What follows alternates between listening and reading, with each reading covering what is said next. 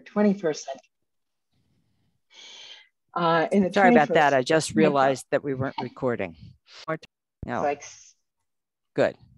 Okay. Like Siri. Sometimes they have a mind of their own. Yes, they do. So 21st century really demands that our design be both sustainable and resilient. And this literally shapes the buildings.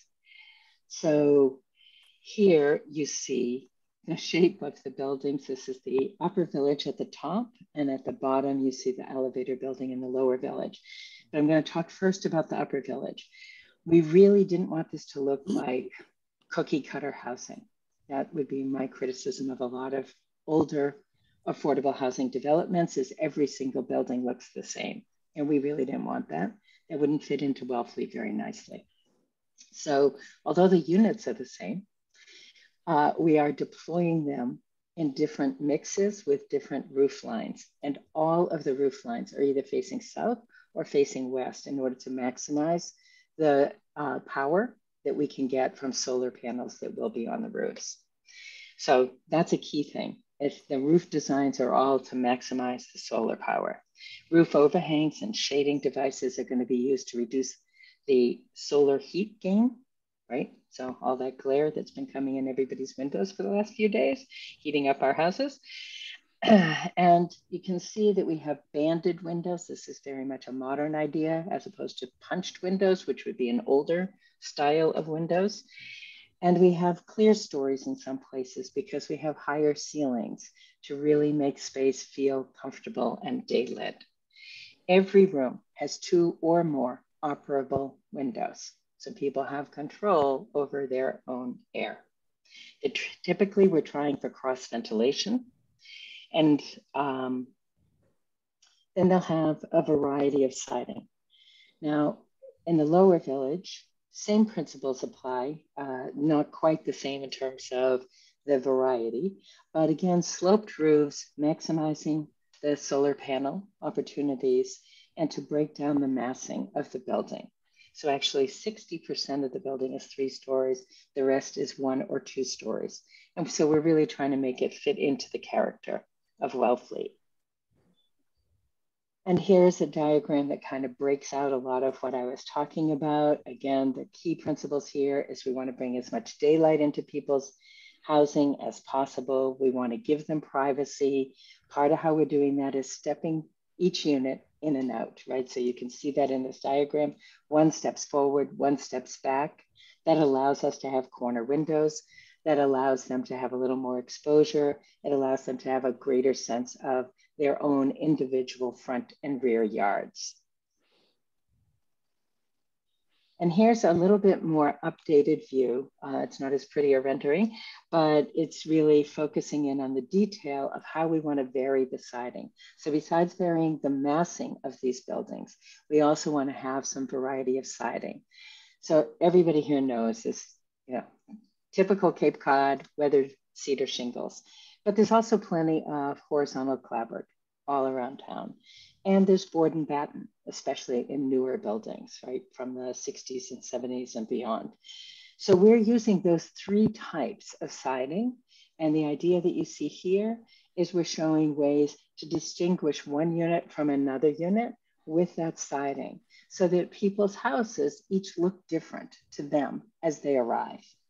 The other thing that will help that difference that you can see here is we'll have a palette of a few different accent colors for front and back doors so that there is a sense of arrival at home, which is what everybody wants for their home.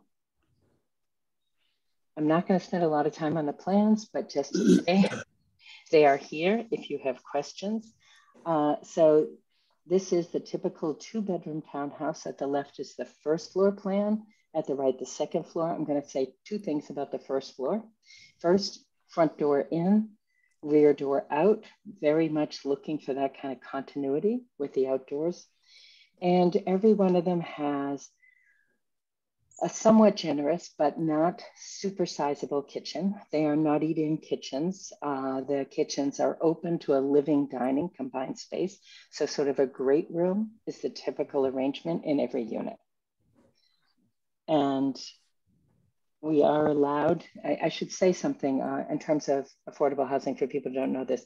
It's heavily regulated by the state. So we have very specific regulations on the sizes of rooms, no bigger than or smaller than, the amount of feet of kitchen counter, no bigger or smaller. So all of this has to meet some very specific requirements of DHCD, the Department of Housing and Community Development. And these plans do, and I won't go into the details. Here are the 3 bedrooms, first floor and second floor, same basic story. I'm not going to go into details. This is the 3-bedroom accessible unit. Obviously, it's all at 1 floor. So it's a very different unit. Mm-hmm. And now to the lower village. So here, again, the same principles apply, but I want to talk a little about what drove us to an elevator building besides trying to not develop some large portion of the site. It's also because having an elevator building is a really good way to be able to serve older adults, some of whom may be overhoused in Wellfleet, but they have no place else to go.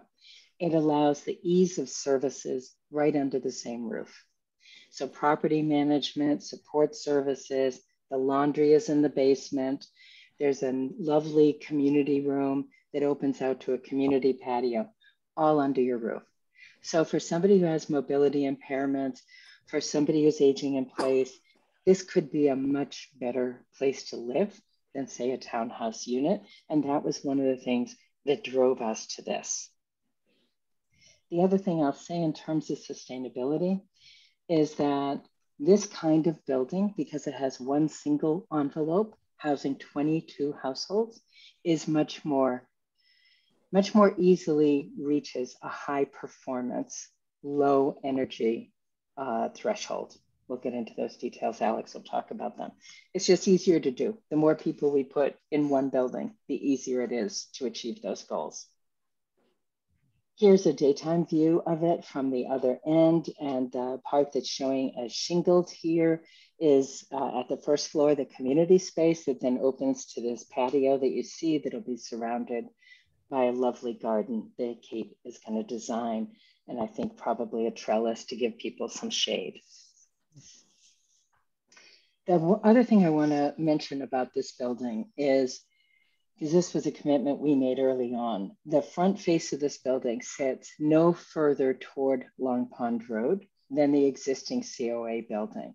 And that was kind of a test for ourselves because we wanted to make sure that it was no more visible to people going up and down Long Pond Road than the current 1-story building is. And I really think this will achieve that goal. Here's a floor plan. First floor on the left-hand side is the lobby, couple of offices, elevator, stairs, open stairs to encourage people to use them who can. And then I'm not going to go into the details of the units. Mm-hmm. Second floor, pretty simple. It's all units. And the third floor, the same. We do have a half basement here. As I mentioned, this is where services will be, but also the laundry and also tenant storage. And then typical unit plans, they don't look that much different than the other unit plans I showed you on purpose. And then this is the community building. It's freestanding on purpose. We wanted everybody to feel like they had equal access to it. If you attach it to one cluster of buildings, maybe those people feel more ownership over it. We didn't want that. So it's a freestanding building.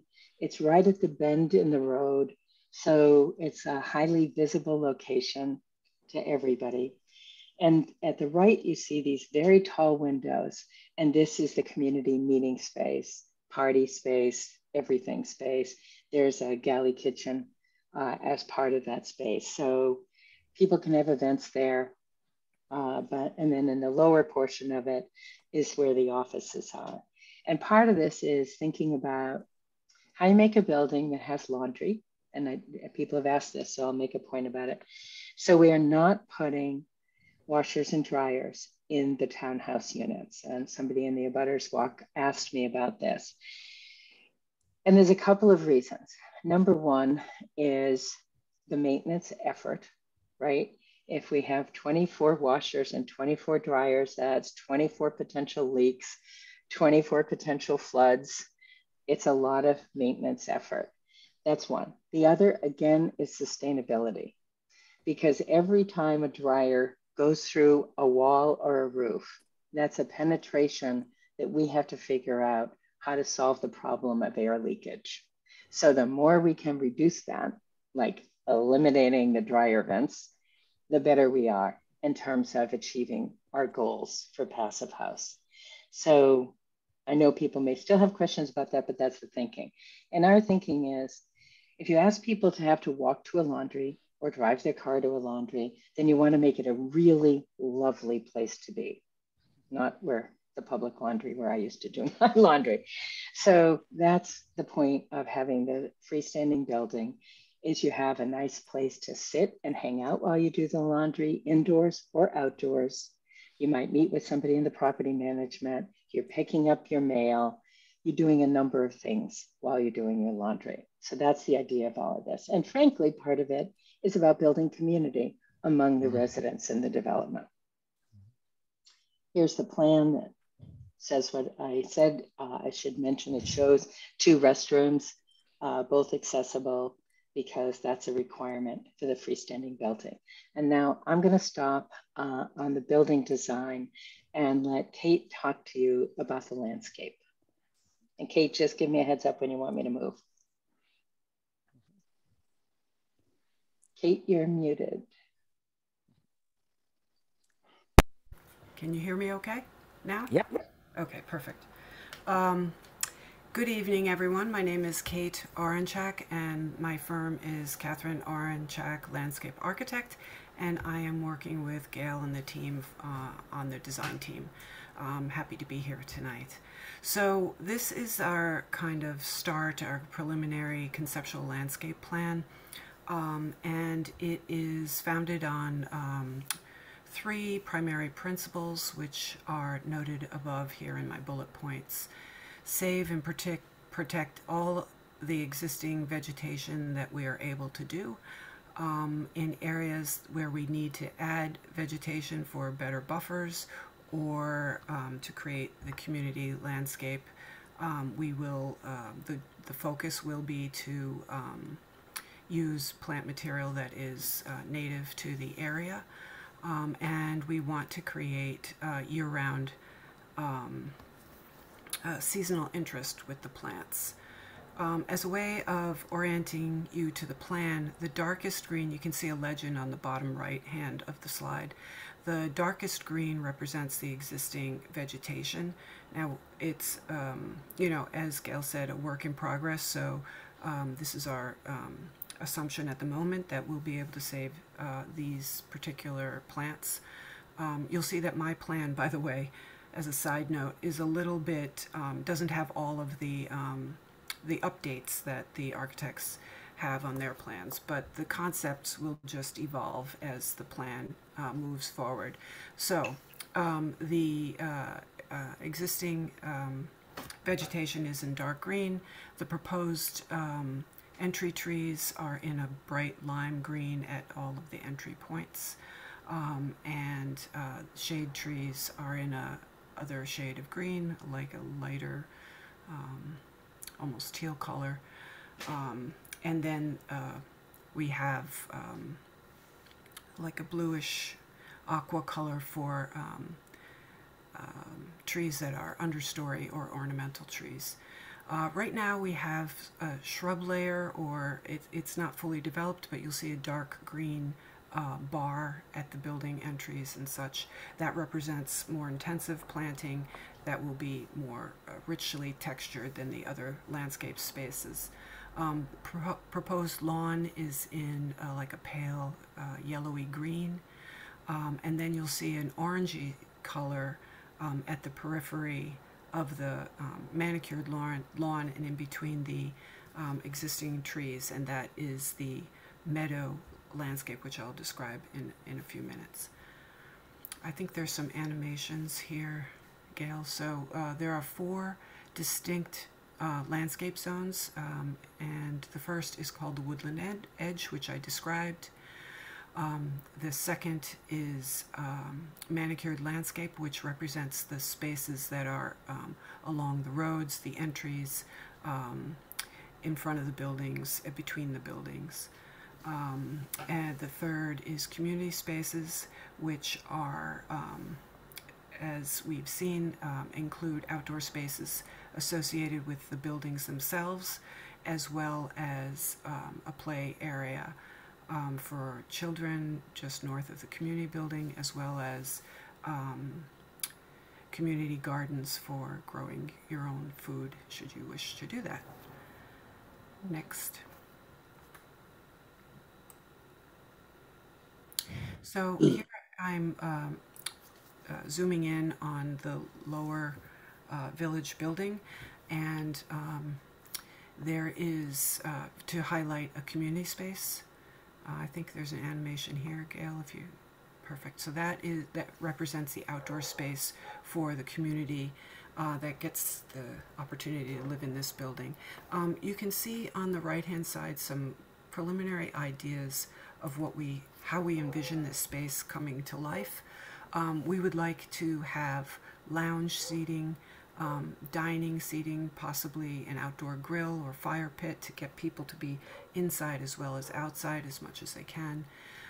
As Gail mentioned, a pergola for shade, and then we want all the spaces to be interspersed with landscapes. So although the plan is looking, it will evolve. So you can't see the richness of the planting at the moment, but it's coming.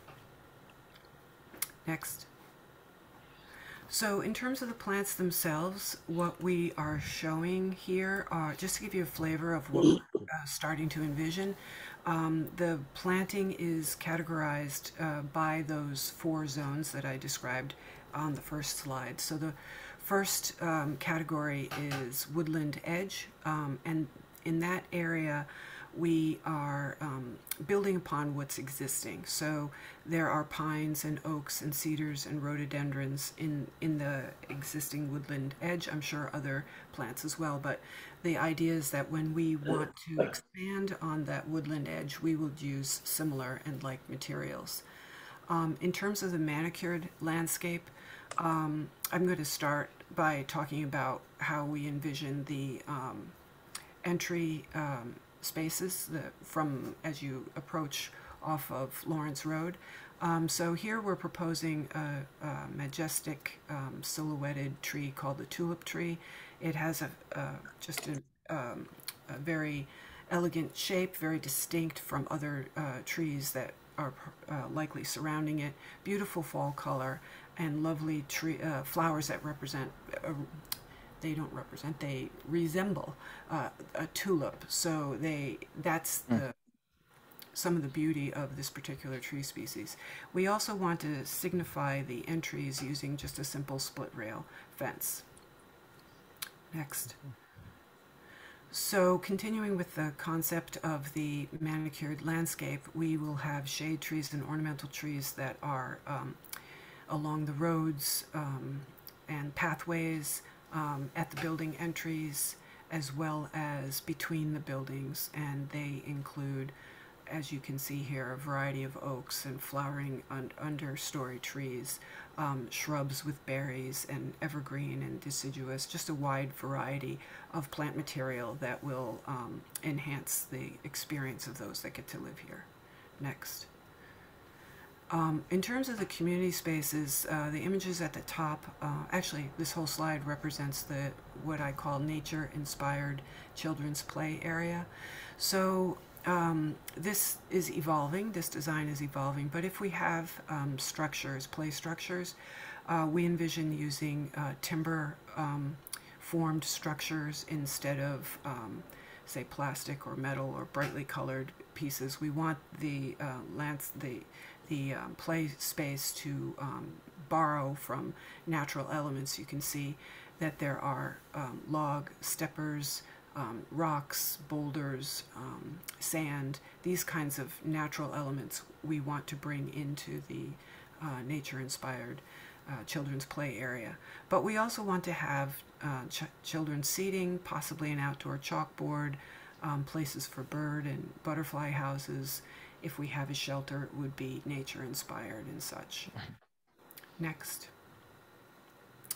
And then for the community gardens, in particular the garden plots, the area would be fenced and gated. Here are some examples of what those could look like, those spaces.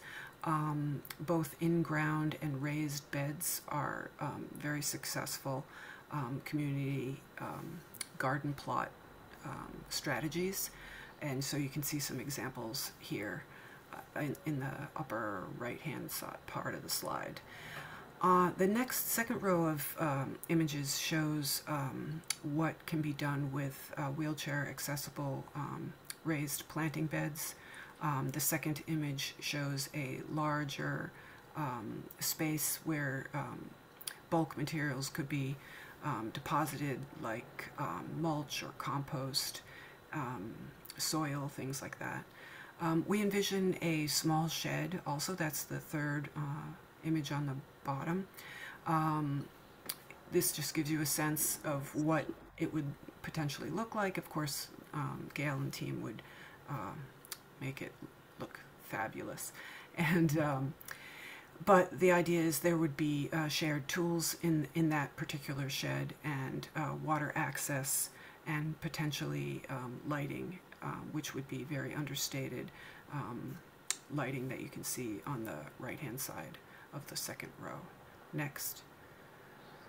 And the meadows are, I think, a really interesting part of the concept.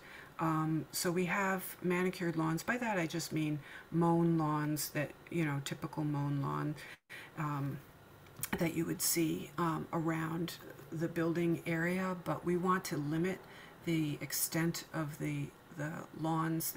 They're a lot of high maintenance and such. Plus, we want to bring the flowering meadow idea into the project to encourage pollinators and give a natural kind of flair to the spaces. And really that fourth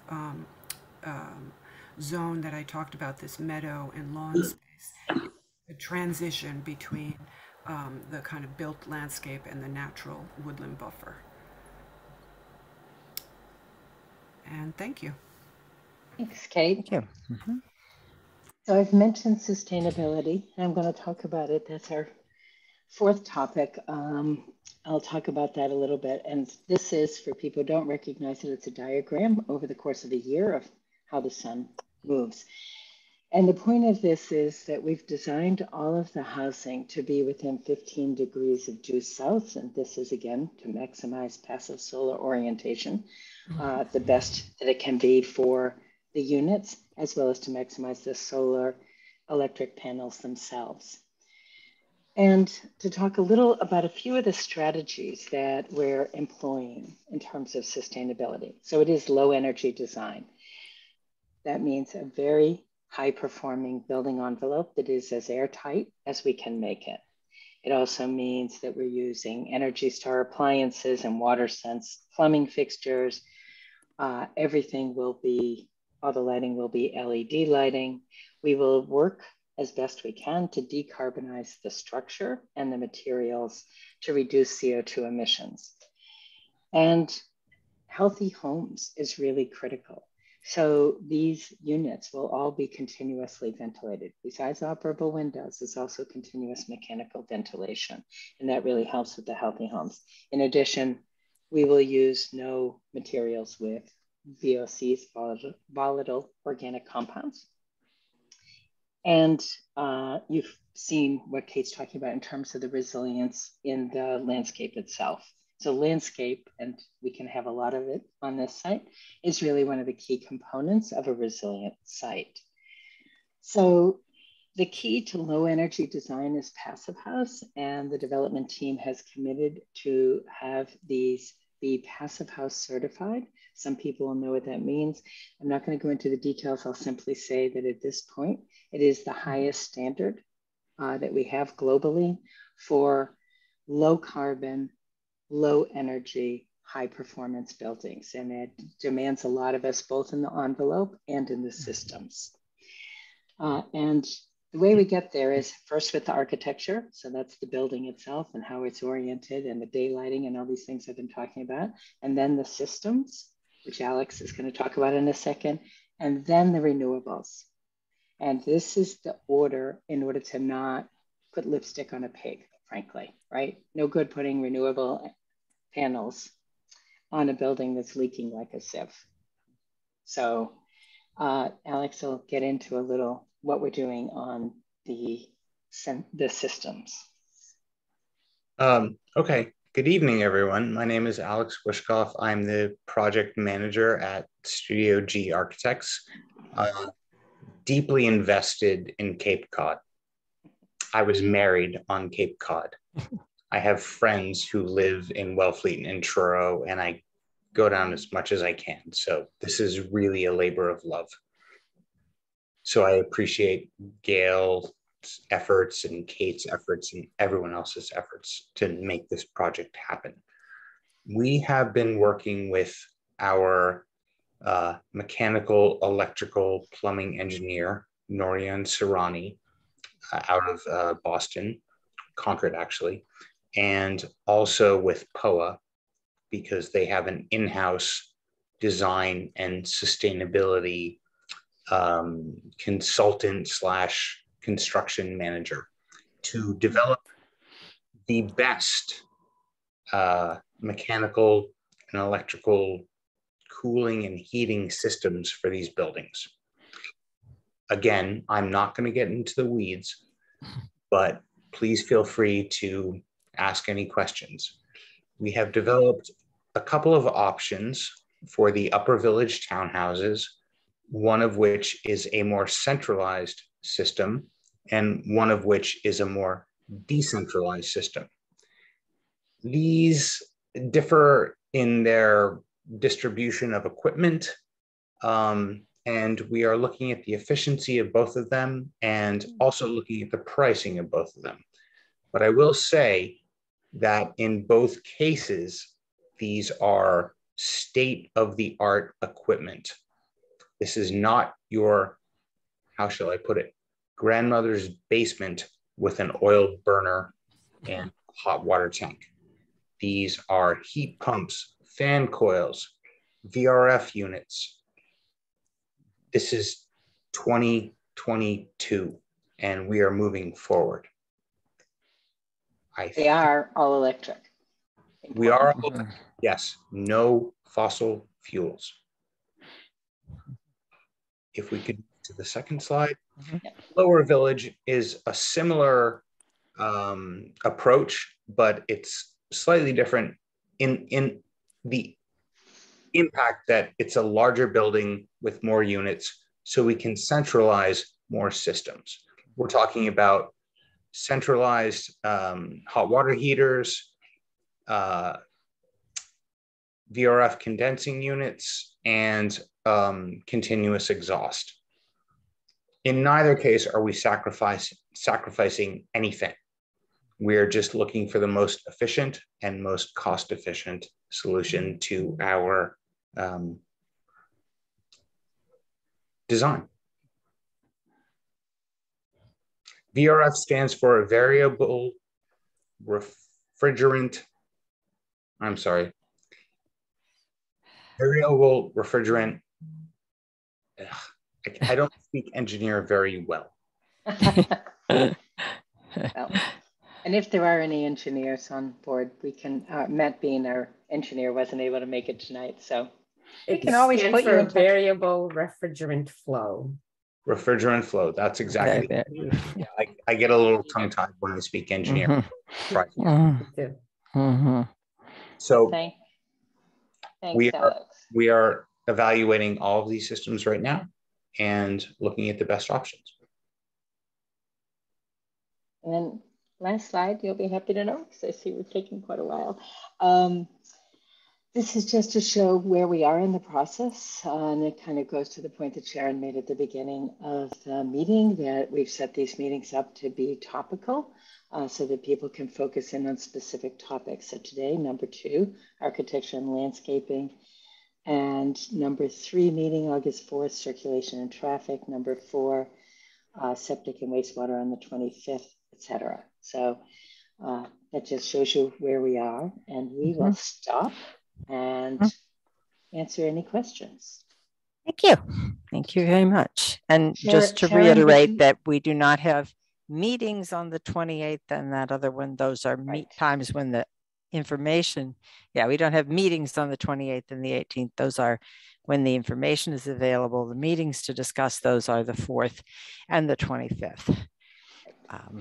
So, okay, if you want to take those down, I can ask if there are questions from the audience. If you would raise your hand, I'm going to take questions from the audience first and then go to questions from the board. So if you want to raise your hand, I will try to scan through these people and see. I'm raising my hand.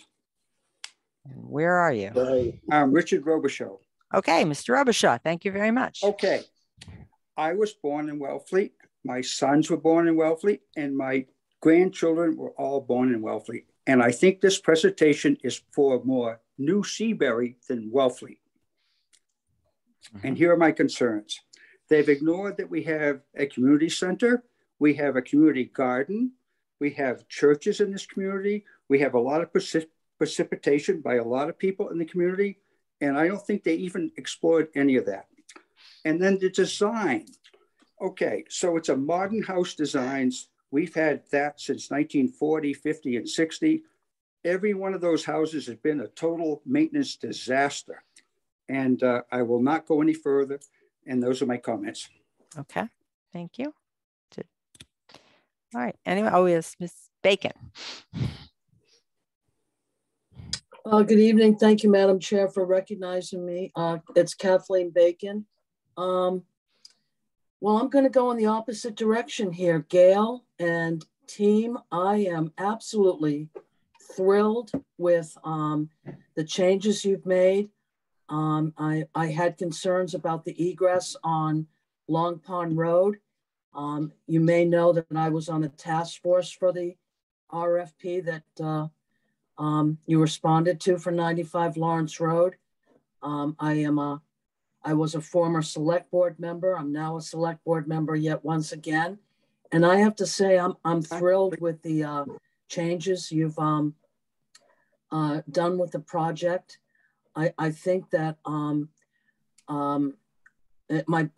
my hope is that when this is completed, people are really going to look at this as just a significant, wonderful, beneficial place to live. And again, I hope for the best, and that we'll be able to move forward fairly quickly. But Gail, great job. Thank you so much. Thank you. Okay, anyone else from the audience? Yeah, I have a couple of questions. I haven't quite figured out how to can raise you my hand. make sure you state your name for the secretary, please? Sure. John Richard. I am an abutter at 20 Pine Valley Road. Just a couple of questions. Thank you all for your time this evening. In listening to the presentation, I was wondering just a couple of questions, and let me just state them, and then you can answer them however you'd like. Is the development planning to put up story poles before building begins? I don't know if that's something that is done in the area. Is the development also envisioning any sort of fencing or plant screening for any of the abutters? What I didn't determine from, what I couldn't determine from your landscape drawing was how much vegetation is actually being removed from the area. Like, I know the area on top of the knoll by the water tower is pretty barren and scrubby. And then as you kind of slope off of the property towards Pine Valley Road and Old Long Pond Road, you start getting into white pine and taller vegetation. So I was just kind of wondering, did anyone draw anything superimposing what the lot looks like now, what the piece of property looks like now versus what it will look like in the future in terms of vegetation being removed? So those are three questions that I have at the moment. Thank you. Gail, did you want to answer any of those, or? or your team? John, I don't know what the story pole reference is. What do you mean by a story pole? Okay. Story poles are used, I guess they're not used in Massachusetts. I'm a Massachusetts native, but I've not built there. I live in California. I split residences in California as well as in Wellfleet. Story poles are used often in California to represent the outline of a structure before it's actually built. Thanks. I thought that might be it, but I just wanted to make sure. We haven't talked about it. It is a possibility for us to do that. I get what the interest would be to sort of get a feel for what it looks like in real life. So that's something that we can take back and talk to the team. So I don't have an exact answer to that one. In terms of the landscape screen toward the abutters, actually the whole downslope from that scrubby area right around the water tower, we're not touching any of it. It is completely untouched. That was really one of the things that we started with when we started meeting and talking about how would we approach this design when we were submitting initially. So none of that is touched. So the buffer that exists today will exist in future. The community building, were you on when we were showing where that community building is? That's actually at the top of that slope, right where the barren, it goes a little bit northeast of where that barren area is that you're talking about. Very little. We wanted to stay off that downslope altogether. Okay. And then in terms of the third piece of the question, the rest of the sort of landscape buffer, absolutely. At the beginning, I talked about there's a 30-foot setback, and I should have clarified that in our minds, the 30-foot setback includes repairing landscape buffer where it might not exist. Our idea is that there should be continuous landscape woodland around the entire development, because that's largely what those edges look like today. So there are some places where they aren't complete, like in front of the old COA building on Long Pond Road, and we will repair that. And the same with the Lawrence Road side. I hope that answers your other two questions. Okay. Yeah, do you have a second for a quick follow-up? Sure. I think the terminology is somewhat, it's foreign to me. So let me be more blunt, I guess, about asking the question. So our current home on Pine Valley Road has a pathway that leads from the back of our property up to the water tower. And it's one of the ways I walk to the village. Sometimes I walk down Old Long Pond Road. Sometimes I take the path up to the water tower and cut behind a baseball field and walk that way. There's a pathway there. And I guess my concern is with 46 or however many units going in, there's going to be people that live there that also discover that pathway. Obviously, my concern is I don't want people, it's a path in the woods. What do people do when they see paths in the woods? They sometimes walk down them.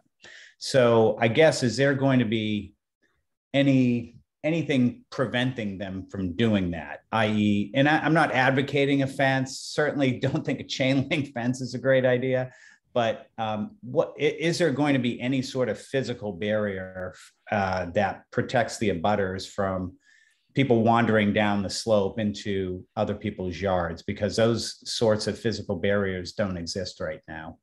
Right. We hadn't planned one.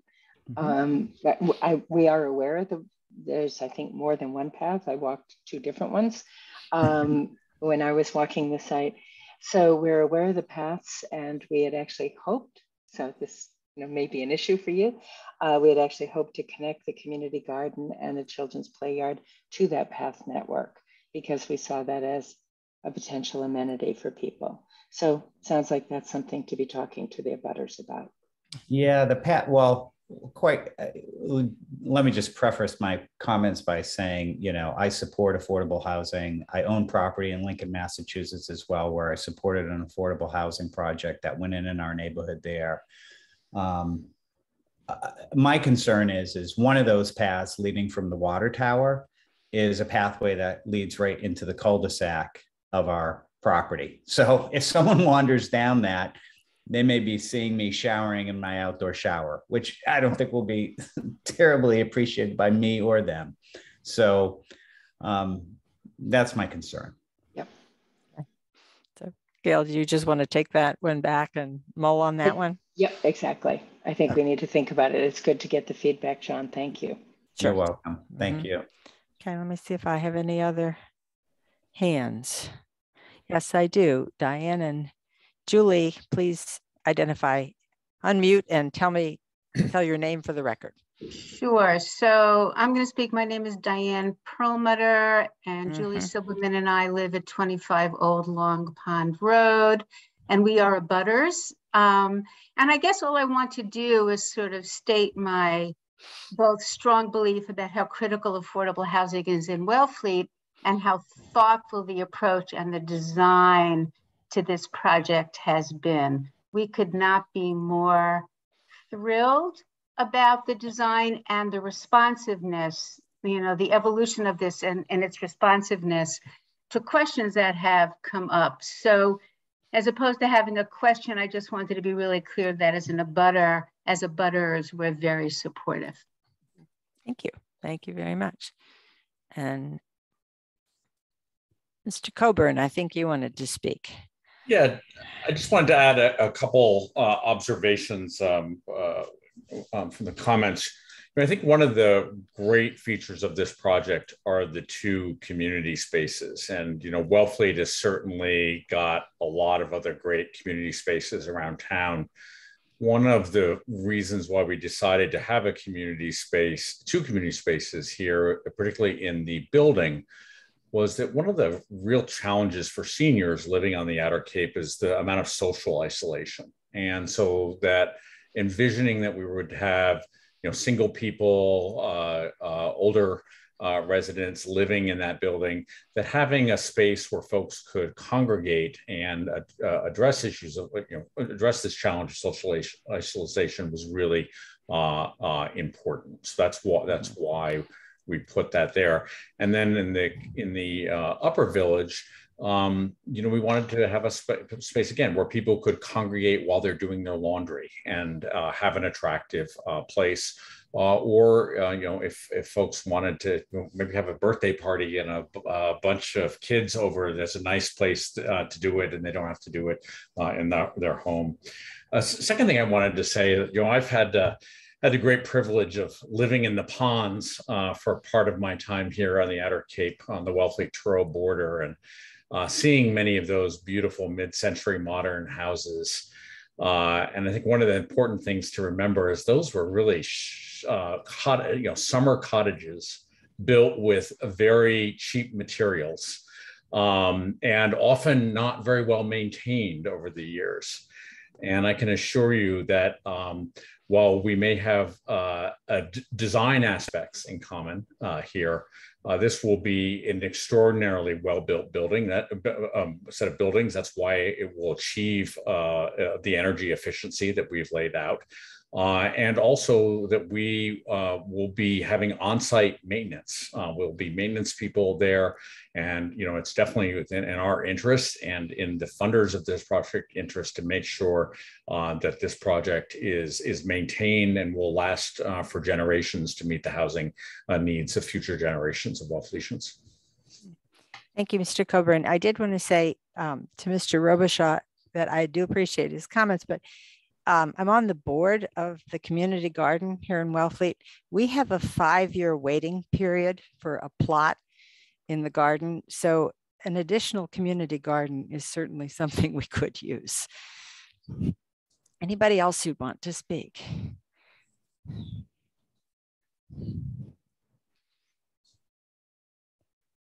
All right, seeing no one, I'm going to go to the board. So Manny, did you have questions tonight? I just had one question, and that was, why couldn't the upper village be pushed more in that open space so that we could still end up with some parking for school events that I have been to quite a bit lately with my grandkids, and there's hardly any parking. That's one question for now. Okay. If someone could just tell me. Sharon, can I Sure ask, Manny, do you mean that you'd prefer if we left that parking area at the top of the hill? Yes. I should have said, and I forgot, that we are leaving and protecting the parking area that's immediately adjacent to the ball field, the other one that's along Lawrence Road, right? Yeah. Where people pull in head first. What I'd say about it, why we didn't, it doesn't mean we couldn't, but why we didn't is because we were trying to keep as much of the development as possible in area that had already been disturbed and up at the top of the hill, because the more that we build on slope, the more expensive it is. So just so you understand the considerations, it doesn't mean it can't change. Will you have a plan that shows that parking area? Yeah, and I'm looking at that diagram. It doesn't show up. So yes, Anthony, another of our team members, is on the call. So Anthony, let's make sure that that's clear and noted for future. Mm-hmm. Okay. Thank you. Because we are going to talk about parking specifically next time, I believe. So yeah. Make sure that that's all in there at that point. Thank you. Anything else, Manny? No, thanks. Not now. Okay. Mick? No, not right now. My questions can wait. Okay. Will? Yeah, I got a couple. I'm sort of anti-lawn. I'd much prefer to see absolutely zero lawn. If you had nothing to mow, I would view that as a plus. Mm-hmm. And I don't agree with a lot of Richard's commentary, but I do think the landscape is sort of over the top. We're used to, most people around here live with very minimal landscaping, and they're very happy with it. Mm-hmm. But I don't really, just how I feel. And the second thing is, you've got a 47-foot building. Have you gotten approval from that, from the local, the fire and ambulance and police department? We have not yet gone to any of them. We wanted to get this 40B process underway first. Mm-hmm. And we're trying to figure out when the right time is in the process, but I expect that it's fairly soon to see both the fire chief and the police chief. Yeah, we will need to have those letters. Yeah, my comment to you is you put the horse before the cart. If the fire department says to us as a board, we don't recommend it, well, I don't know how my fellow members of the board will vote, but I know how I vote. Mm-hmm. So Mr. Sullivan, pretty critical. If Mr. Sullivan, if I could respond to your concern, we have both back in January, we held a meeting with town department heads, and that included the police chief and the fire chief to be able to look at the plans. And that was not an issue that they raised at that point. We again circulated a copy of the comprehensive permit application that you now have before you back in April, and again asked for comments from the police chief and the fire chief, and we received none. Mm-hmm. And so certainly we will once again ask for an affirmative comment on the issues that you just raised. But I think it's important to recognize too that there are other 3-story buildings in Wellfleet, some of them residential, some of them not. The Historical Society building on Main Street is actually 3 stories high. So there a 3-story building in the town is not without precedence. Yeah. And Mr. Coburn, I know that you have circulated that to the police and the fire. I know that you have gotten no comments. I think you would want to push back and say that you would like letters in support from both departments. We will definitely follow up with because that should be part of the application. Sharon, if I could just interrupt for 1 second, yes, please. sure, Chris. I have been trying to keep the fire department, police department, DPW, and the planning board abreast of all material that's coming into me. Yes. As our meeting is progressing. Mm-hmm. And the fire department, Rich Pauley wanted a large copy of the site plans, etc. And all I had to show him was the 11 by 17.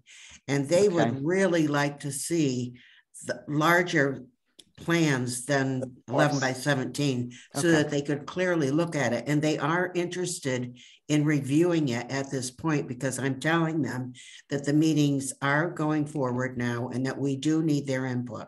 Right. Okay, thank you. Gail, can you get those, make sure that absolutely. they get those? And just to say, yeah, we're used to, in general, in any jurisdiction that we work in, we don't just send it. Actually, we request a formal meeting because we sit down and talk it through, because at this point, the drawings are early enough in their development that they require some explanation. For instance, there are no sprinkler plans shown right now because that hasn't been done yet, but these buildings are fully sprinklered, as an example of what Chief Pauley is going to be concerned with. So that's why we hadn't gone yet, but if the interest is there, I am more than happy to do that and go and do a sit down with each of them, which is our usual protocol. Right. Yeah, we will need that before September 8th. So, yeah. Through you, Madam Chairperson, if I may. Yes. Just to give context to my colleague, Will, the 28-foot height in Wellfleet came about back in the day. That was the height the fire ladder could reach to put out a fire. So that's where that law came from. So, but again, it does have to go through the fire department. And I also do want to, I agree with Mr. Sullivan, and green lawns are an abomination on the Cape because they take so much pesticides and they hurt everything. But that's my little ecology thing going on. I like the way it is. Thanks. Thank you. Okay. Trevor. No, Sharon, I'm not done. Oh, Will, you're not done. Sorry. I have one hold that thought. Hold that it's thought. More of a comment than, yes. Gail, you described this as a work in progress, and I certainly understand that. But you're hoping to get us to vote yay or nay on this by September 8th. Does this work in progress extend beyond September 8th? Are you asking us to approve a work in progress? Are we going to have actual final idea of what we're voting up or down on? Okay, I'm going to answer part of that, and I think I'm going to ask Andrew to answer part of that. So when I say a work in progress, that's because until we hand off drawings to a contractor to actually build it, things continue to change. And so we will not have drawings that a contractor could pull a building permit with and build by September 8th. That said, generally, zoning decisions are made with a set of drawings that is not a construction permit set of drawings. So what I talk about as a work in progress is really looking toward the construction set. So I'm going to leave it to Andrew to answer the question in terms of 40B practice. I'd be happy to. Thank you for the question, Mr. Sullivan. And I see Ms. Murray's also has her hand up. Under 40B, the applicants are required to submit, what they call preliminary plans. These plans become fairly well developed as the process goes through.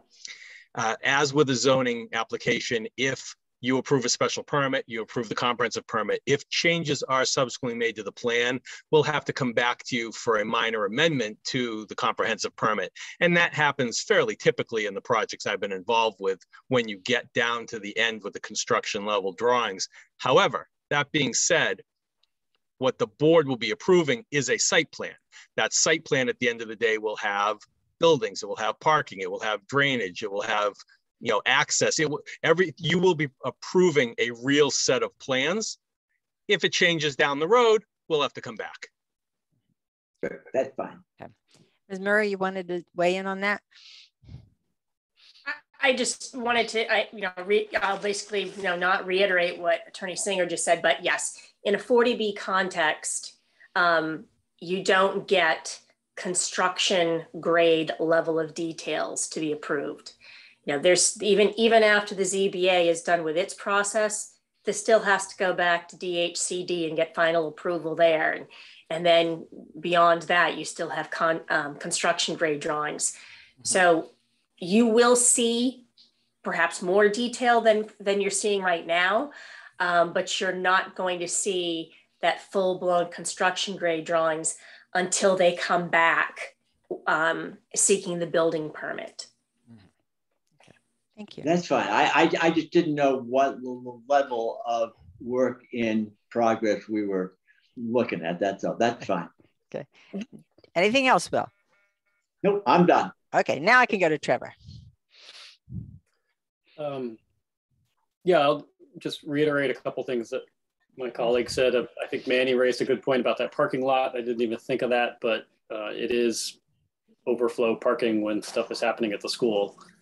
And I think Will's comments about my air conditioner just kicked on.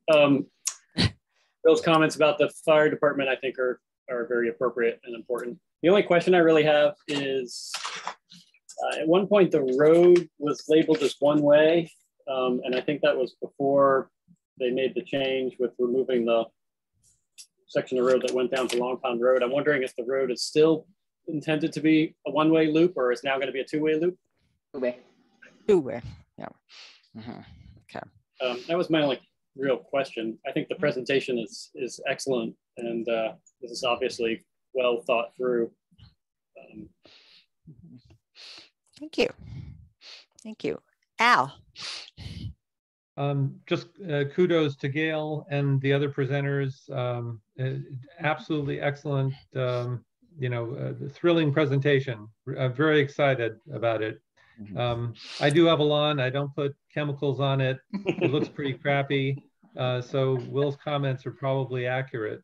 When the police station was refurbished, they sodded everything, and it looked green and beautiful for about 6 months, and now it is what it is, which is not really much of a lawn, but it is sort of green, and that's kind of the way my lawn is. So if that's what you're looking at, for the future, then that's probably what you're going to get. Hopefully we won't have a lot of chemicals thrown on it. All right. Thank you. Okay, Jan. To unmute. Unmute, Jan. Thanks. First of all, I admire the design. I think it's thoughtful, and I like mid-century modern. So I appreciate all the detail that went into it. My first question is to you, Sharon. At some point, there's a number of waivers that will be requested. Can we as a board at some point, at some meeting, go through each one of them specifically so that at least I understand exactly how they are not going to meet certain zoning bylaws? Right. Carolyn, can you at some point take us through those for the board? I can certainly do that from the zoning bylaw perspective, but yeah. If I'm understanding Jan's question, and actually it's one I had in the back of my mind, it helps to know. It's one thing to say we're asking for a waiver from multifamily units because we understand that you're building multifamily here. It's another thing to say, well, we want some sort of a waiver from, the perimeter landscaping. Well, where? Is it along Lawrence Road or Long Pond Road? Where? So that we can, when the decision's being drafted, I can match up a waiver with a location on a plan where it applies. Okay. So I think we're going to need the applicant to spell that out a little bit more for us. Okay. All right. Yeah. Things like, that's what I was getting at. Like lot size. How aren't you going to meet some of the sign bylaws or right. Lot size, frontage, things like that, it should be X and it is going to be Y. is what we basically need to do. It's the sort of thing we would write in findings. This is Andrew. We can certainly do that. We gave you the list of the waivers, but we can certainly drill down on them and tie them up to each thing as requested. Yeah, we would appreciate that, because that will help us in writing findings. Sure. Yeah. I missed the answer to Trevor's question about, is this redesigned road now two-way? Yes. Two-way. Okay. Two-way. And the only other thing I have right now is there outdoor storage for the lower village? I didn't see that, but maybe I missed it. Not at this point. There is basement storage. But okay. I take the point. Maybe we want to have a shed there as well. We'll have to talk about that. Okay. You might have old people with kayaks.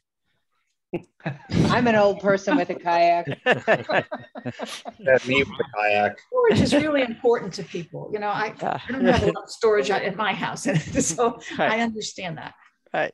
Okay, right. That's all for now. And again, thank you for a thoughtful design and a very, very good presentation. Okay. And Andy.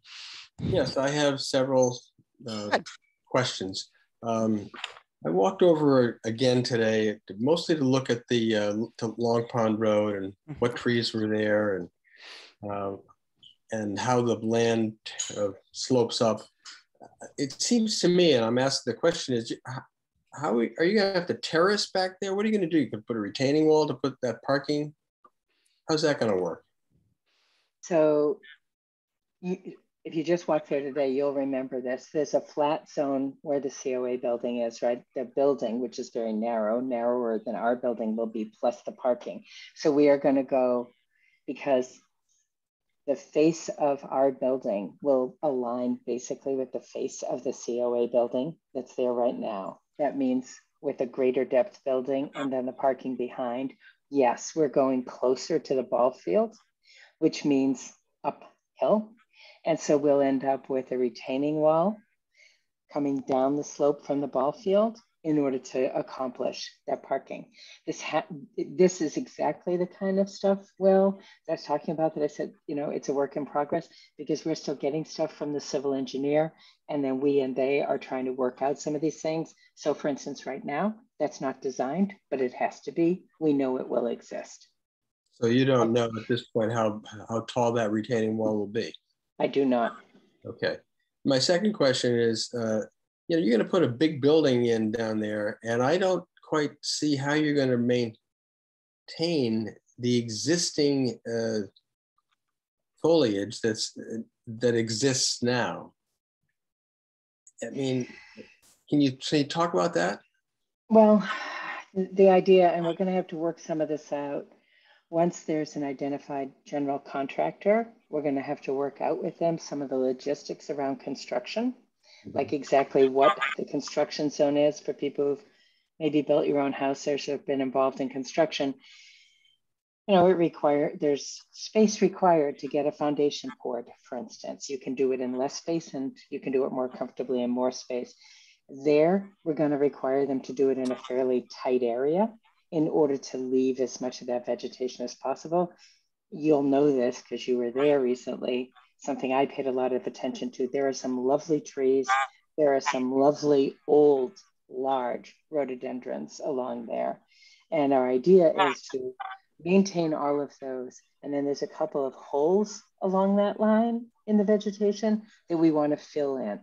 So this is something that is on our minds until we have all of the information from civil engineering and can work all that through with the landscape and the building design. I can't give all the details, but we are really working to hold on to the landscape that faces Long Pond and then the buffer that faces Lawrence, which is not continuous, but we intend to make it continuous. Does that answer your question, Andy? Yeah, I mean, generally, I mean, it's going to be a big building. It's going to be facing Long Pond Road. I don't know how I feel about the architectural design, but that's neither here nor there. You know, this is Wellfleet. I'd rather not see it look right at a big building. I don't think that was our assumption.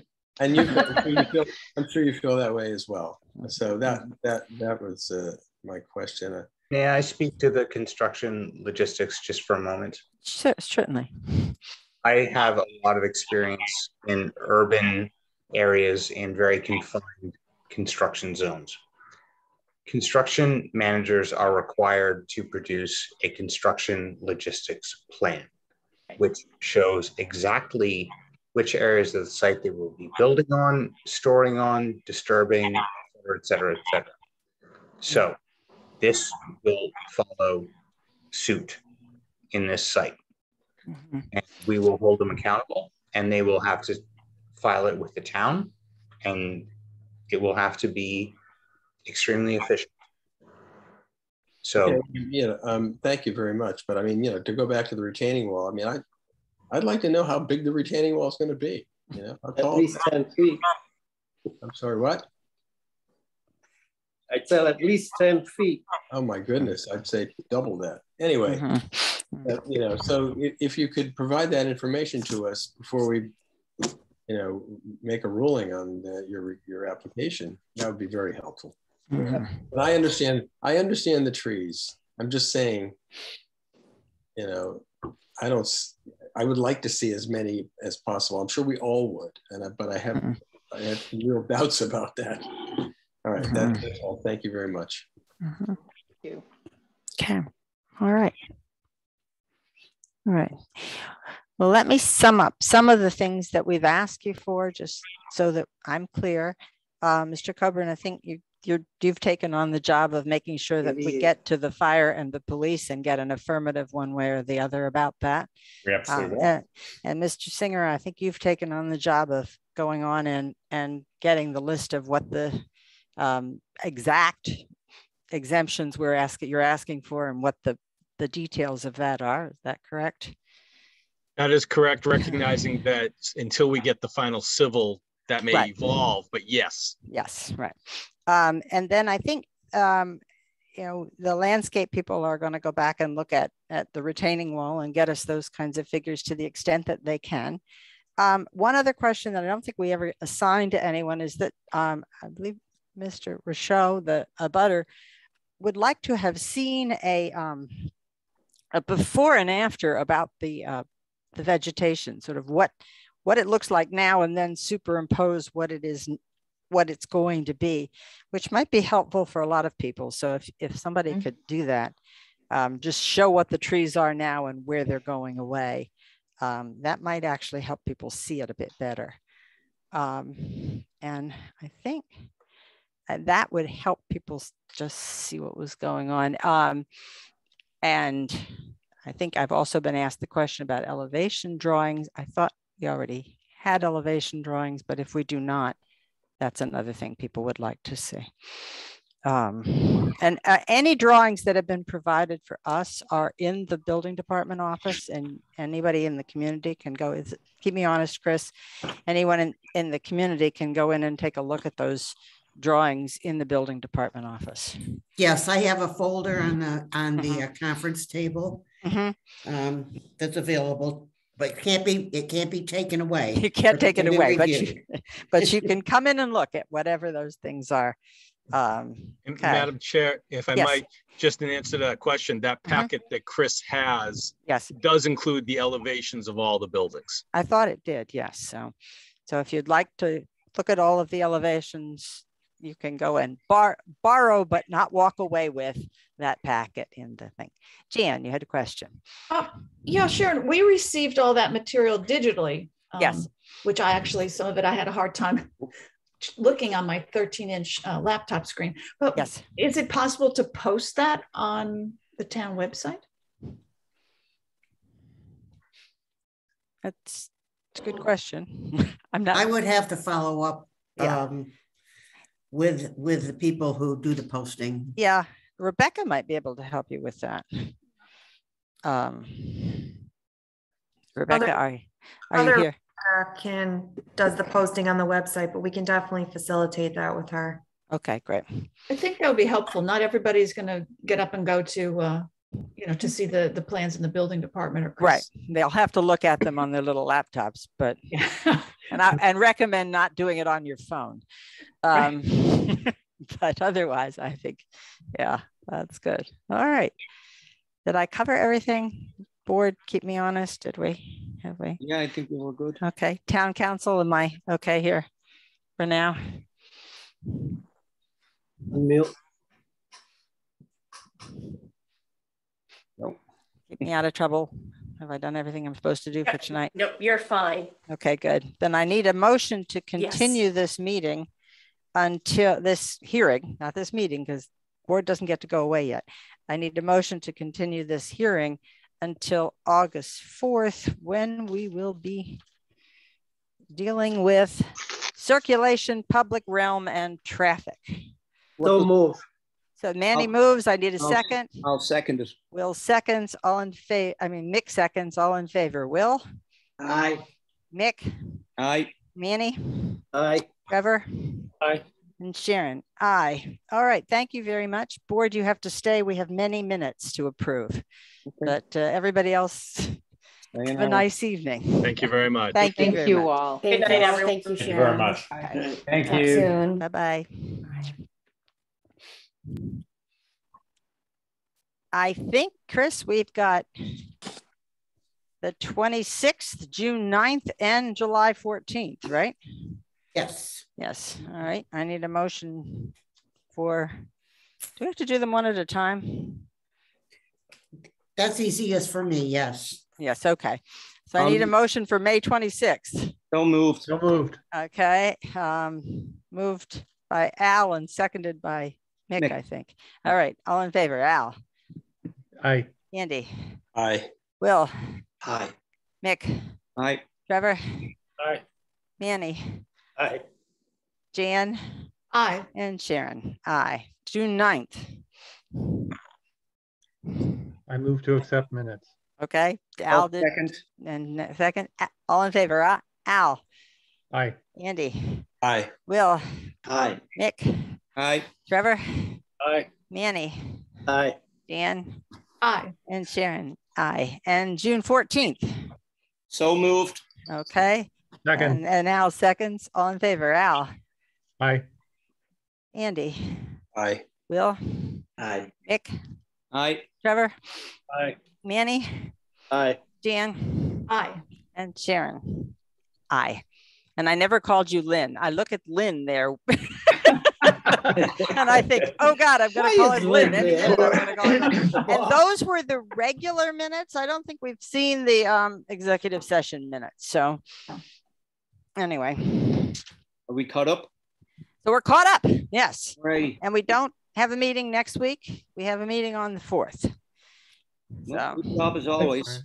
yes, and we are staying, I should have said this to the audience as well. We are staying on Zoom because we can until March 23rd. And Chris tells me that Conscom had a nightmare of glitches with their hybrid meeting. And I don't want to do hybrid meetings until we're done with 40B. Now, when we're doing screened in porches, I'm fine with glitches. But when we're doing 40B, I want it to be all just how we know it.